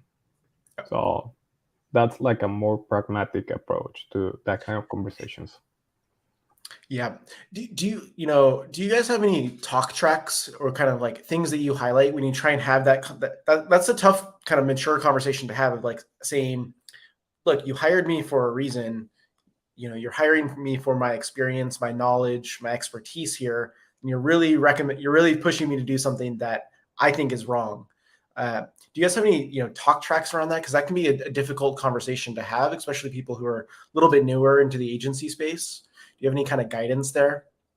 It's a general question to anyone. Yeah. Yeah. I had a fun situation last month. I was in Quito in our office in Ecuador, and there's an expression in Spanish that when someone calls you, you say like Monday. Monday's like, tell me what to do. He was one of our consultants there in that operation, in that office. The reaction of my partner, of my local partner, was, okay, wait. You cannot use that expression because you cannot tell your client to tell you what to do. You have to position yourself like an expert. So you can never use that kind of language. And that's only an example in English, but from that, you can really make a difference with your new hires. So if you help them to feel that they are empowered and that they are the expert, it's much easier to handle those situations.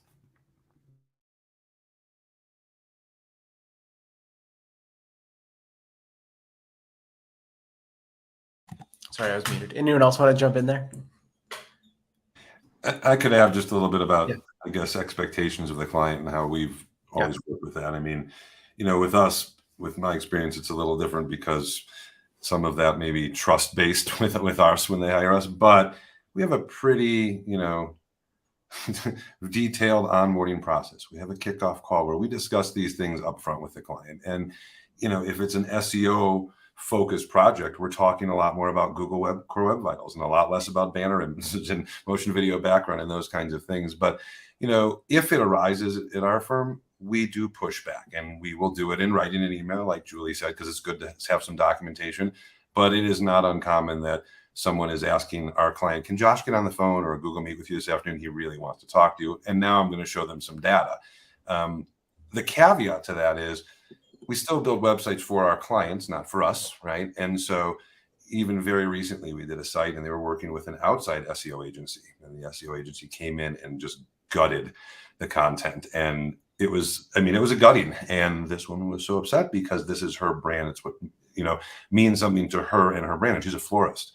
People give her many thousands of dollars for weddings, and things like that. So her language matters. So I think that there's a balance still between art and commerce on many projects, right? If you're selling, iPhones, sure, that's a different game, right? But if you have a lot of different small and medium businesses, right, size businesses, they still want it to feel like them or have their own language, or they want it to be theirs. And sometimes there is some compromise. So I think pushing back is great and have data to support that. But ultimately, right, try to think about your client and the site being theirs, I think, when it's done too. So. Yeah, absolutely. So I want to kind of turn this to a little bit to kind of the current economic state. This week in the U.S., we saw, a new inflation report that was not as good as people wanted it to be. We saw kind of a drop in the stock market today. There's a lot of worry right now, out there of what is coming. Are people going to lose jobs? Are businesses going to close? I would love to hear, just across the panel in general, how you guys are thinking about this and how you're reacting to this.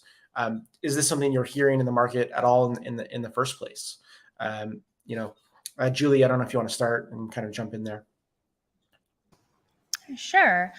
I think everyone's a little, on edge when it comes to words like inflation and recession and all those fun buzzwords that you hear. But, there are practices that you can implement regardless of the economy just to put your agency in a good position, no matter what's going on in the world. So specifically for recession times, obviously everyone tries to pull back the purse strings a little bit and cut their expenses. And those are the obvious things to do. But one of the things that, we think is really important for our agency is completely understanding our client portfolio and which of our clients are in industries that are considered more essential, and what portion of our clients are in industries that are just, nice to have, which clients are going to be affected if the economy goes down. So really just assessing your client portfolio and understanding, okay,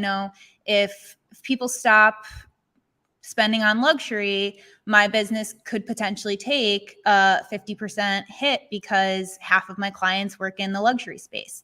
So just assessing that client portfolio and understanding how it may affect your business. Now, we all know that it's much easier to keep a client, right, than to have to constantly get new clients. So the goal is to, even in hard times, keep those clients that may get hit by recession. So it's important to have a retention plan for clients when they do hit hard times, and decide, what are you going to charge them just for hosting of their website, just so that they continue to operate during this time? And what's the minimum that you're willing to have them pay to keep them on as a client? Because if you can stand by them during their hard times, they're more likely to stick with you through that difficult time and beyond.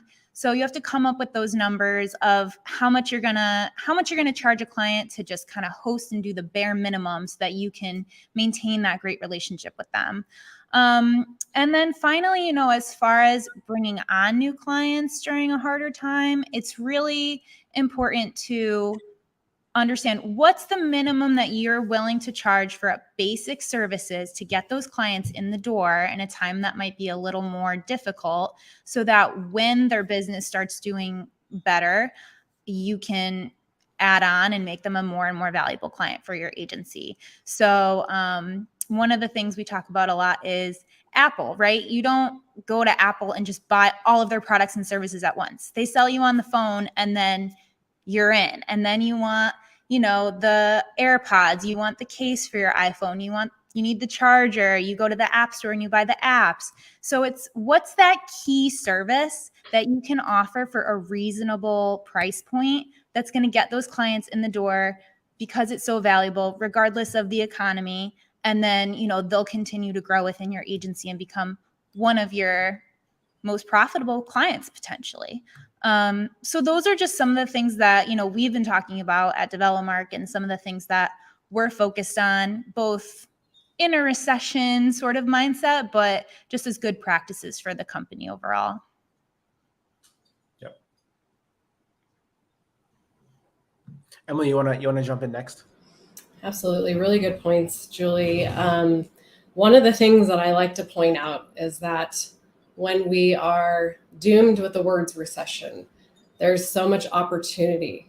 4.4 million businesses were started during the pandemic. And we saw rapid growth during that time. And right now, if we're considering this a recession, we're still seeing rapid growth. And really what we're focused on, and I agree with understanding your client portfolio, but also coming up with solutions, thinking ahead of the game. What can we do to get some of those companies, those industries that are not as recession proof from point A to point Z? And one thing that we've done, because Lingo's is mostly known for very white glove service, very hands-on, but we are starting another division or company, so to speak, where we are going to cater to nurturing clients from that beginning stage, some of those new 4.4 billion clients, and building them up, as Julie mentioned in the Apple approach, to some of our growth mode packages. So I like, it's good to be aware of what's happening, but at the same time, if you are really working on not just assuming, right? We don't like to assume that if I see lead forms coming through, which is my favorite thing to do, is when I see lead forms hit my inbox, I don't assume that my clients are happy about that, because what if it's not the right kind of lead? So we hold a monthly marketing think tank where we deep dive in with the clients and we ask those hard questions, because there's no avoiding that. If we need to pivot, let's put all of our heads together. Let's come up with a good strategy. And it's been incredible. We've come up with some really juicy ideas that have, really great ROI. We've been able to upsell during those opportunities. And most importantly, the clients feel like they have a partner and they're being heard. Just one follow-up there, Emily. Do there definitely have been a lot of new businesses started, since the pandemic started. And do you notice any different profile about these? And, what are you doing in that kind of, starting package that you're trying to get in and kind of get your foot in the door with these clients, then obviously move them up the food chain? Do you notice anything like particular about them, or anything that you have to do differently traditionally than what you do with your existing clients, or is it much the same? I really haven't noticed anything different. I feel that a lot of people sat at home and thought, you know what, do I want to go back to that space where I wasn't happy? So if anything, they're in a happy space because they've made that leap of faith, and they're doing something to secure their future. And I can identify with that, as I've been an entrepreneur since I was 21 years old. So I love that thirst, right? And that buildup. It's so much fun. But really what we're going to do is some of those clients will be used as case studies. So there's some of them where we'll take them and give them more than what they're paying for. And we're going to use that to, our leverage. Yep. And then in other cases, we're going to build in just a lot of automations, but there's still going to be a personal touch, because at the end of the day, you just can't be stale, right? People do expect more, which is why websites are such a big deal, because you expect an experience. Otherwise you bounce, right? So, but it created a opportunity for us to come in with a different brand and a different package and approach. Interesting. Manuel, I'll point this question to you. I know things are a little different in the LATAM market than they are in the US. What are you seeing over there? Well, Latin America is a big continent. There are many countries there. And there are huge difference between one country and the other one. So you have to really understand what's going on in each different country. For example, there are many changes in terms of the governments. Probably everyone has seen it on the news that some countries like Colombia, Chile, Peru, even Mexico have chosen left parties. That was not something that historically had happened before. There are many changes in terms of currencies. Most of them are being depreciated if you compare with the US dollar. So there are a lot of changes going on there, and there's a fact there's inflation, there's recession all around the globe. It's coming. The economic cycle is changing very quickly lately. So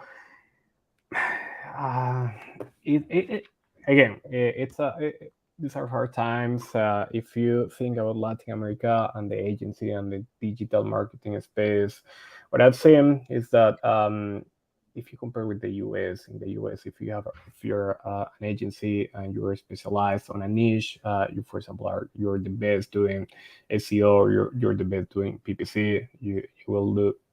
You'll be fine. But in Latin America, bigger companies or even SMBs tend to prefer more generalist companies that can manage pretty much all the services that they need. That's a difference. In terms of opportunities right now, if someone wants to expand to Latin America, they're gonna find a very tough market, because they are getting to a maturity in terms of digital right now, and there's a lot of competition there. But if you're thinking, for example, in outsourcing some of your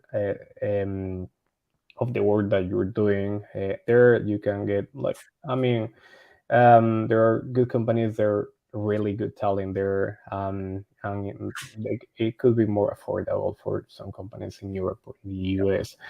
So if we want to talk about opportunities, that could be one right now, because all the devaluation and everything that has been going on lately. Yeah. Brian or Josh, do you guys want to jump in? Yeah.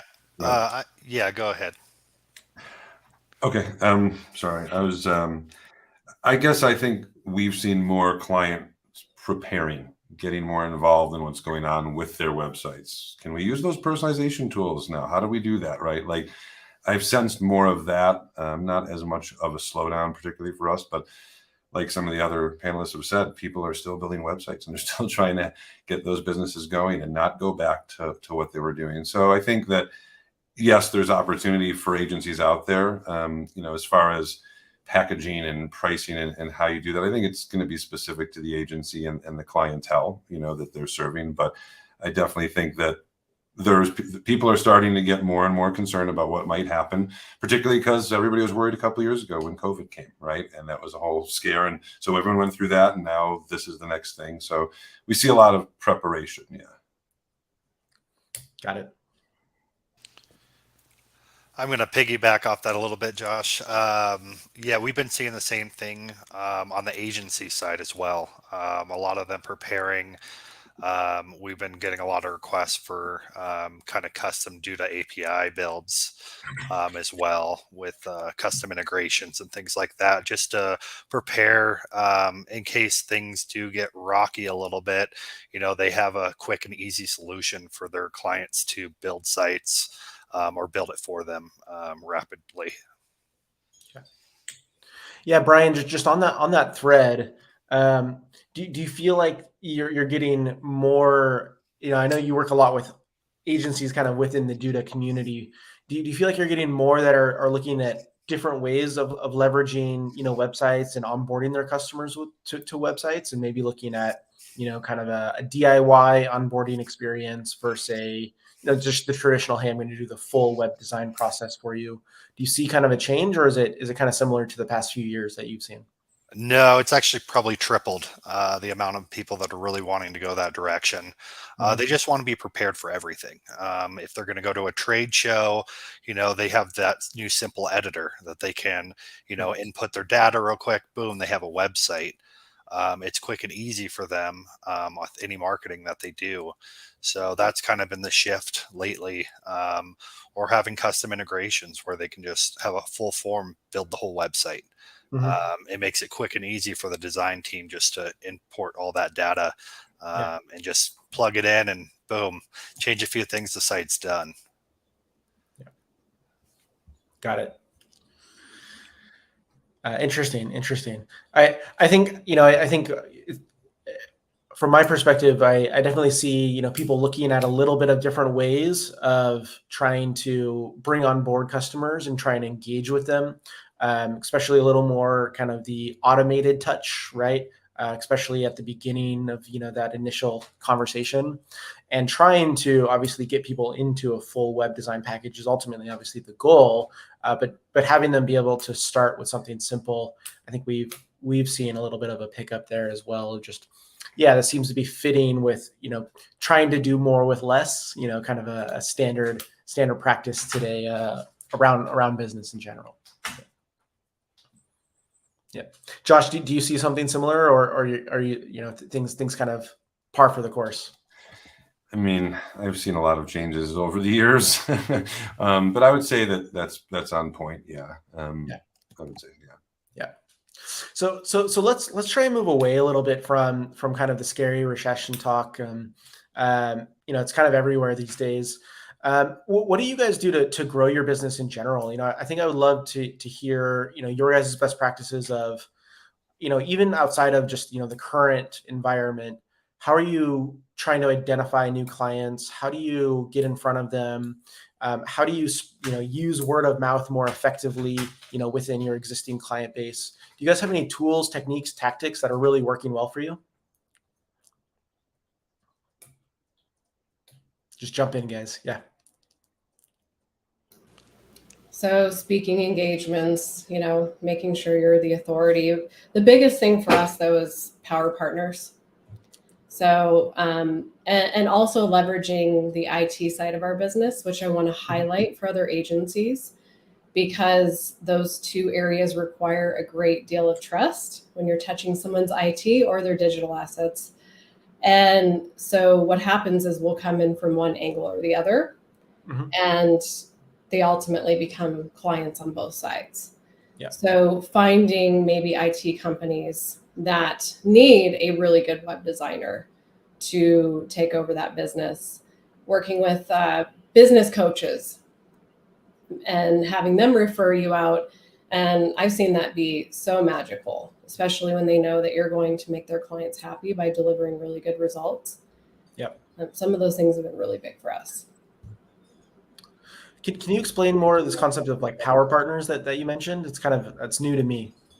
Yeah, so really just leveraging clients that already have a book of business that you develop a strategic relationship with. Either that's, some of our power partners don't want anything other than just treat my clients right, make me look good, and I'm happy. And, some of them might want a kickback, or maybe they're a client of ours and we give them a little extra. And if we identify someone who's very connected, we will often come in and say, I'm going to offer you something. I had one client in particular. He's amazing. He's from Brazil and literally came from nothing to something really amazing now. And he went through a moment as he was starting his second business, and he says, I need to buy a van and I need to pause services, not because I don't want to work with you guys, but I have to buy a van. And so I said, you know what? Don't worry about it. We have you covered. And as the moment he came back, which he just came back, he started referring more business to us. He's very connected. So really just taking good care of those people and making sure that you're appreciative of the business that they're bringing in. And therefore you're going to also, you scratch my back, I'm scratching your back. It's a partnership. And sometimes we can, be 100%, but every business owner has been through a tough time at one point, right, in your journey. And so really understanding that and going back to that space and serving the clients in that way. Right. So I definitely agree with Emily on that. Find good power partners. We try to partner with, people in the advertising industry that don't specialize in websites. We're partnered with a bunch of radio stations, news outlets, things like that, to build sites for their clients that will be doing TV ads or radio spots. They have to have a good experience, and they know that when they're advertising. So they reach out to us, and we'll build the sites really nice for them. So when they do advertise, they have a good experience, because that's mostly where they're going to be going, is to the website when they hear them on the radio or see a TV ad. I have just one other point. So finding, like, for instance, if we help nonprofits to get an ads grant of $10,000, we don't charge them for the ads management. And we just say, please, recommend us to anyone that you know. Mm-hmm. So things like that too, because it's also a really big way to give back to the community and help people out that might not have the budget, but also getting your name out there too. Yeah.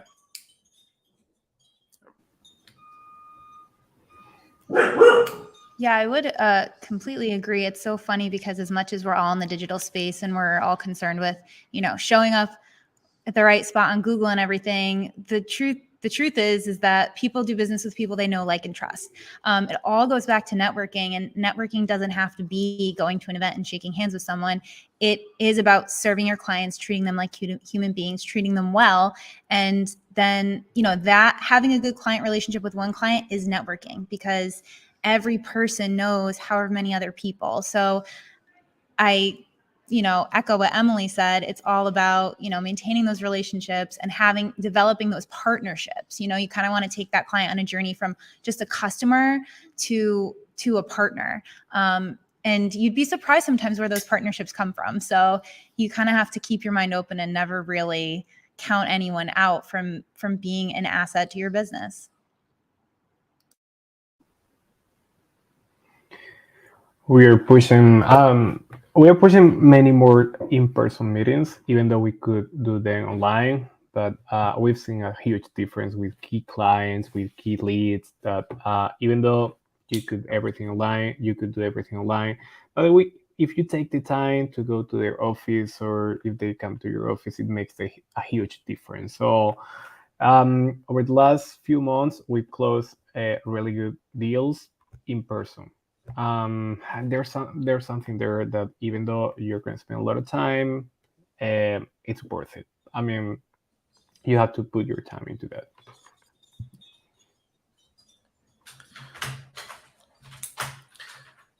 Do you guys see that? I think this in person kind of touch is important, right? It's something where with COVID, everyone moved really far into the great. We're only going to meet virtually. And virtual is still a great communication tactic. We're doing all of DudaCon virtually here.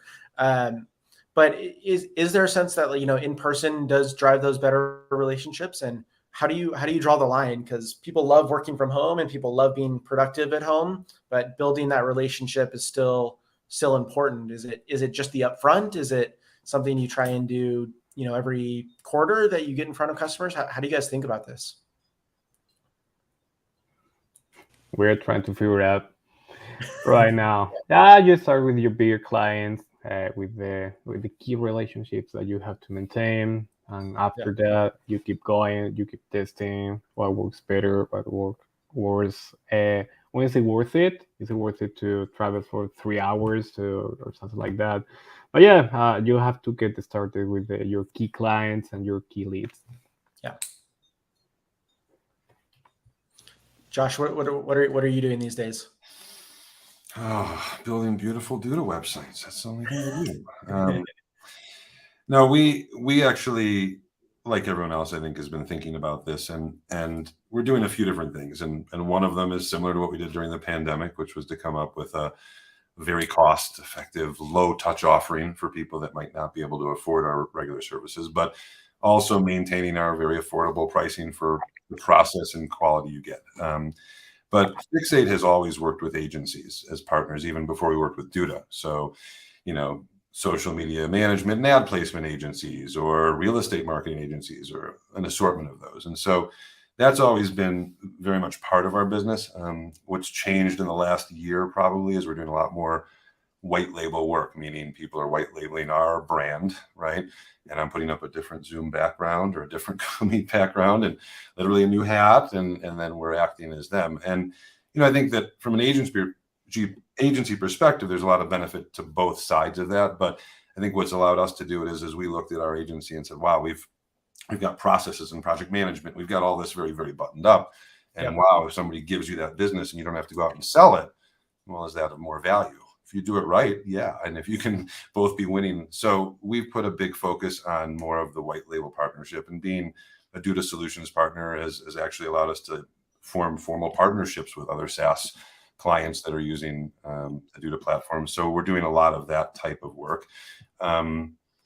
And yeah, just really focusing again on some of what the group said, trying to reach out to our clients who are successful, the ones we haven't heard from in a while, and see if there's anything we can do to be helping them. And, I think that a lot of times I don't know how all agencies do it, but we're very much about empowering clients. We train clients on how to use the tools. And so sometimes people forget all the great stuff in the Duda arsenal that's there and available. So I think that, for us, it's a combination of things, looking internally, having more of a affordable offering for people as we go into what might be this big recession, right? And then also really focusing on what we're good at. And what we're really good at is running a production company that builds websites. So, yeah. One question I always love to ask in these conversations is tools, right? We've talked a lot about kind of processes and growing your business and trying to be more productive here. But do you guys have any new tools that you guys are excited about and kind of looking at for either it can be operational, it can be something you're selling to customers, it can be anywhere in between there that's helping you out. Is there anything you guys are excited about right now that you're looking at? I don't know if it's that new, but I use Loom more than almost anything but email these days. I always did videos years ago with, TechSmith and would download it and upload. But Loom is wonderful. And now we're encouraging our clients to use it to provide feedback because, gosh, it's a lot clearer and everything's documented in video. So there's not a lot of questions. So yeah, Loom is awesome. Yeah. Plus the face, right? Adds a little trust. Yeah. Makes it more personal. Definitely. Yeah. It's a great tool. Yeah. we're moving to Suite Dash, which is a customizable ERP solution for project management and allows for a lot of automated touch points. And it's a massive machine. We're really excited about that. And I wanted to back up on the last question because I wanted to say 2 opportunities that were created from this work environment today is interior decorators, right? Because your background is really important. And also customizable backgrounds for agencies to create, for brands. But one thing that I've noticed is, with us bringing in clients even from, other countries and states, it's really the same challenge, right? How do you get to know your clients? And so really taking that time to develop that personal relationship is huge too. Not everybody's going to want that, but the more that you can embed yourself in a personal touch, the better off you are.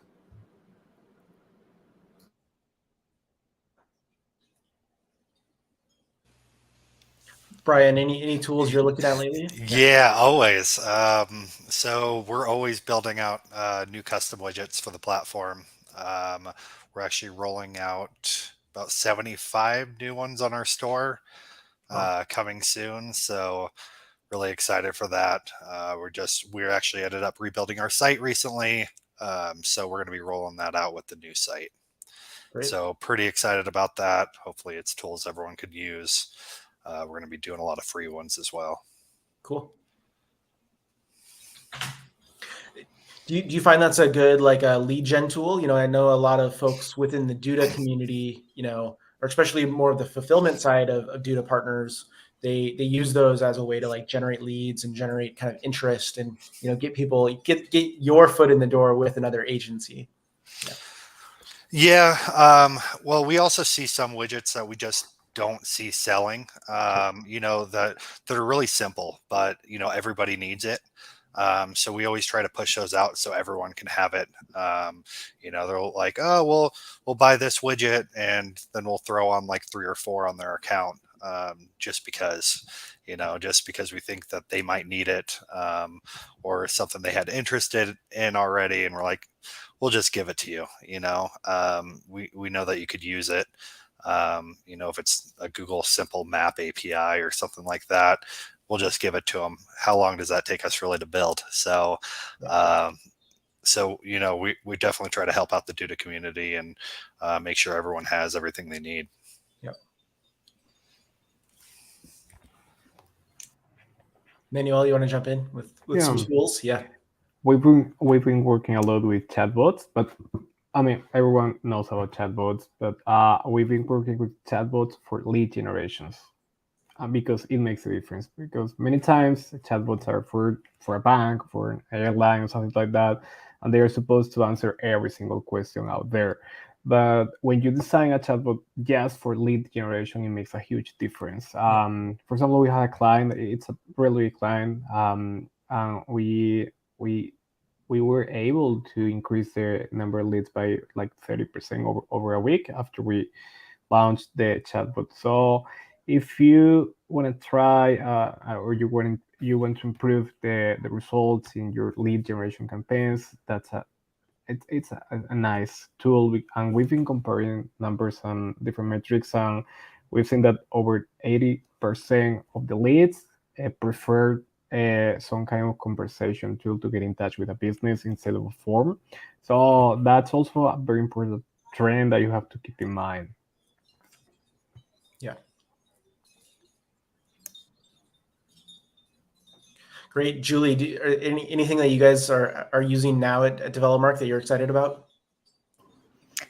I'm the wrong person to ask that question to. I know our design team is always excited about a lot of things, but unfortunately, I don't have my hands always in the latest and greatest that they're diving into. So you caught me.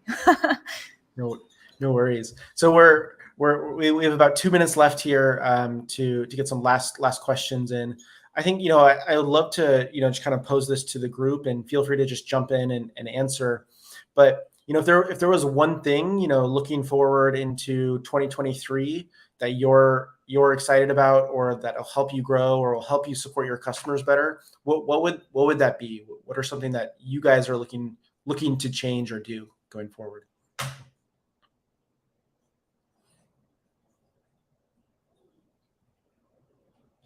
Anyone? I'll go ahead. Yeah. Yeah.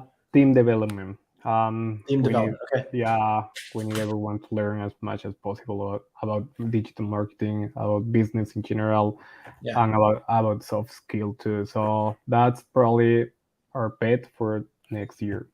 Got it. Josh, you were about to jump in there. Yeah, and then I blanked on it.